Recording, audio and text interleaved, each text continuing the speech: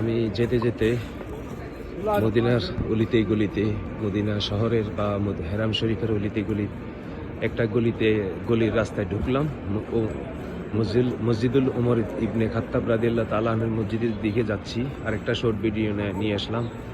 আমার সামনের দিকে যারা যাচ্ছেন মসজিদুল নববী গিয়ে নবীজির রওজা মোবারক জিয়ারত করে যাচ্ছেন সবাই, আরও অনেকে আসতেছেন।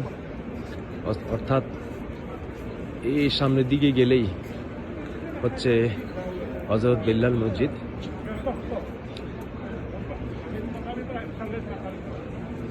এটা একটা রাস্তা, মদিনা হেরাম শরীফের অলিগলিগুলো গাছগাছালি পরিপাটি খুবই সুন্দর হচ্ছে এবং খুবই সুন্দর করে করছে।